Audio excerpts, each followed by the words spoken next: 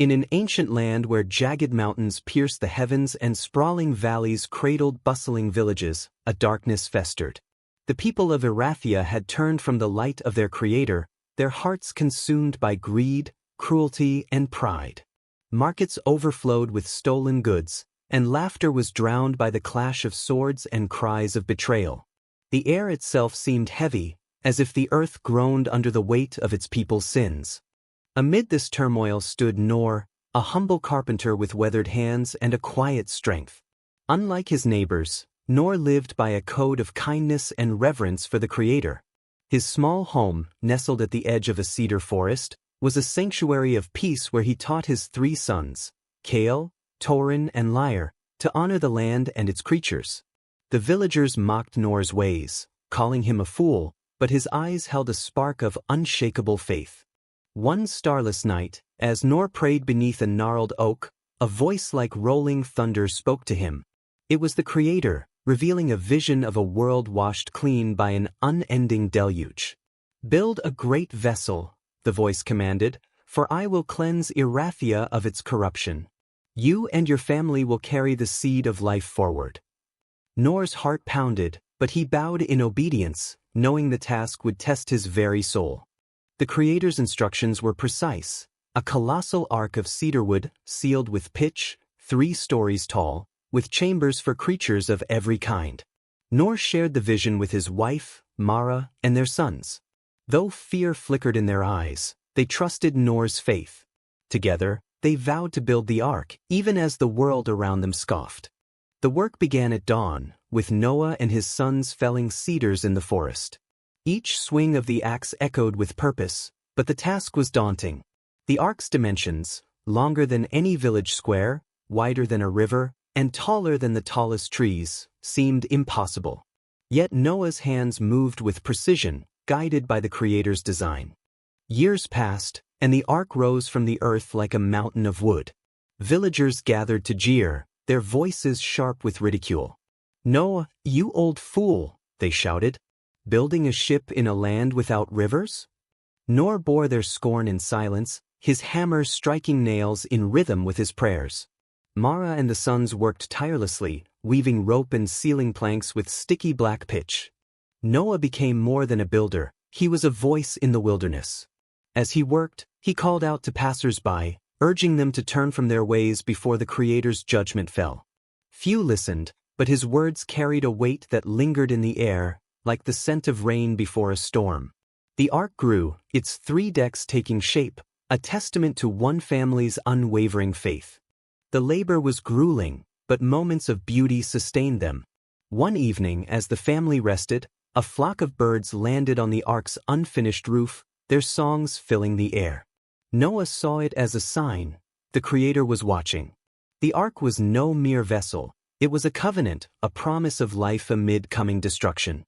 As the ark neared completion, the Creator spoke again. "Gather 2 of every creature, male and female, to preserve their kind. Take 7 pairs of those pure in heart, for they will serve a greater purpose."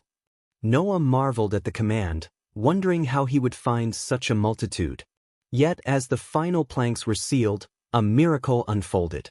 From forests and plains, creatures came: lions with manes like fire, delicate gazelles, chattering monkeys, and serpents gliding silently.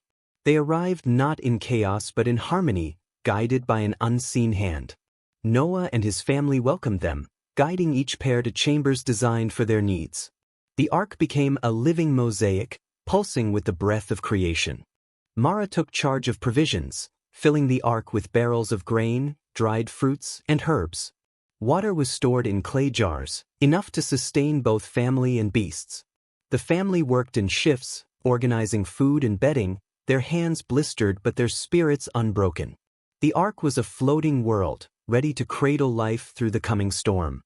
As the last animal, a pair of doves, entered the ark, Noah stood at the threshold, gazing at the horizon. The sky darkened, and a chill wind whispered of change. The family shared a quiet meal, their hearts heavy with the weight of what was to come. The ark was ready, but the world beyond was not. On the eve of Noah's 600th year, the heavens broke open. Rain fell in torrents, and the earth trembled as springs burst from its depths. The family hurried inside, and as the last light faded, the Creator's hands sealed the ark's door. Outside, the world drowned in a symphony of water and wind. Inside, the ark rocked on rising waves. The family clung to beams, their faces lit by flickering lanterns. The animals, sensing the storm, grew restless. Elephants trumpeted, wolves howled, and birds fluttered in their cages. Noah prayed aloud, his voice steadying his family as the waters lifted the ark above the earth. For 40 days and nights, the rain did not cease. The world Noah knew, its villages, its fields, its laughter, was swallowed by the flood. The ark drifted, a lone beacon in an endless sea. The family adapted to their new reality, tending to the animals and rationing supplies, their faith their only anchor. The isolation weighed heavily. Mara sang to calm the animals, her voice a thread of hope in the darkness. Kale, Torin, and Lyre took turns cleaning and feeding, their bond as brothers deepening through shared purpose. Noah often stood at a small window, watching the endless rain, trusting in the Creator's promise. After months adrift, the rain slowed, and a wind swept over the waters. The ark came to rest on a jagged peak, one of the last remnants of the old world. Noah and his family felt the stillness, their hearts lifting with cautious hope. The Creator was turning the page of creation. Noah sent a raven through the ark's window, its black wings slicing the air. It returned, weary and restless, finding no place to land. Days later, he released a dove, which came back with nothing. But on its second flight, the dove returned with an olive sprig, a sign of life reborn. Weeks later, the dove did not return. Noah opened the ark's covering, revealing a world transformed, muddy plains stretched beneath emerging peaks. The family waited, praying for the Creator's command. When it came, "Go forth and multiply," they stepped onto dry land, hearts full of gratitude. Noah built an altar of stones, offering thanks with a fire that sent sweet smoke skyward. The Creator's voice echoed, promising never again to curse the earth with such a flood. In the sky, a radiant arc of colors appeared, a rainbow, sealing the covenant of life. The world was new, its scars softened by sprouting grasses and budding trees. Noah's family built shelters, planted seeds, and tended the animals now free to roam.